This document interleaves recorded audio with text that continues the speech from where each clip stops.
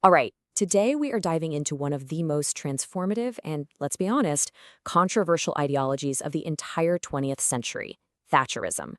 This was a political earthquake that didn't just shake Britain, it completely remade the country from the ground up. And that's the big question, isn't it? From 1979 to 1990, Britain went through nothing short of a revolution. But you see, to really understand the radical treatment that Margaret Thatcher prescribed, we first have to understand the illness that brought the country to its knees in the first place. So, let's rewind to the 1970s. Britain was in a deep, deep crisis. In fact, it had this nickname, the sick man of Europe. It was a nation that felt like it was in a permanent downward spiral, really struggling to figure out its place in the world. And nothing, I mean nothing, captures the national mood better than this phrase. It refers to the winter of 1978-79, when massive strikes by public sector workers basically brought the entire country to a standstill. We're talking about trash piling up high in the streets, and this is wild, even the dead going unburied. It literally felt like society itself was breaking down. The symptoms of this so-called British disease were everywhere. You had runaway inflation just destroying people's savings. The constant strikes paralyzed everything. The massive industries owned by the state, they were inefficient, they were bleeding money. And all of this was a sign that the old way of doing things, the post-war consensus that had run Britain for 30 years, was completely falling apart. And this is the crisis that Margaret Thatcher walks right into. But here's the thing.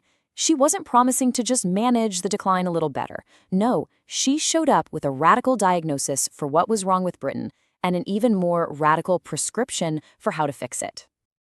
So what exactly is Thatcherism?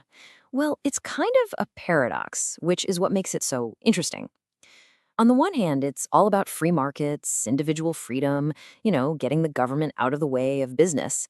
But on the other hand, it says you need an incredibly strong government to enforce law and order and to crush anyone who tries to stop these big reforms. And when you look at it side by side like this, you really see just how revolutionary this was. The old way, the post-war consensus, was built on the idea of the group, the collective, the state stepping in, strong unions, shared responsibility. Thatcherism just completely flipped that script. It argued that the real strength of a nation comes from individuals, from competition, from the free market. This was a head-on challenge to everything Britain had been about since the end of World War II. So, with the diagnosis made, it was time for the government to administer the medicine.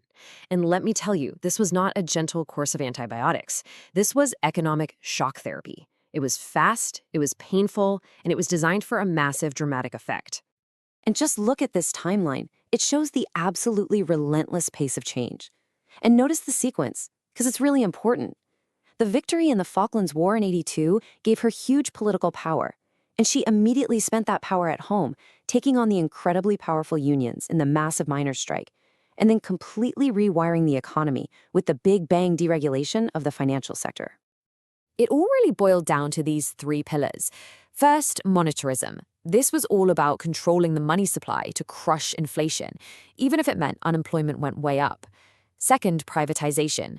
This meant selling off the huge state-owned companies, things like British Gas, British Telecom. The idea was that the private sector would run them more efficiently. And finally, deregulation.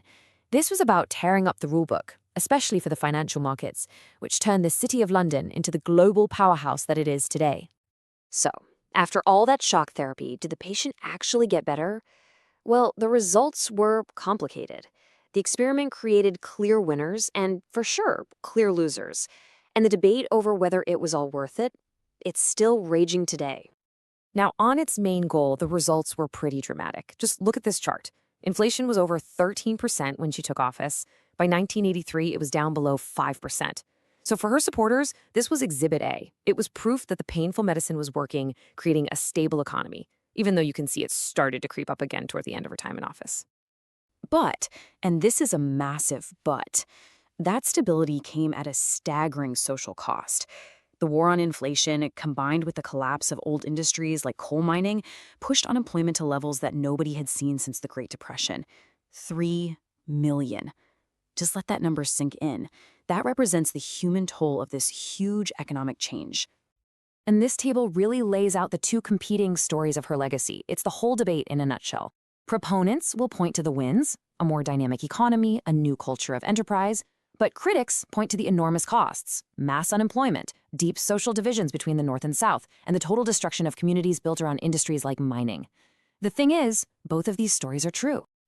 But her impact wasn't just about the economy.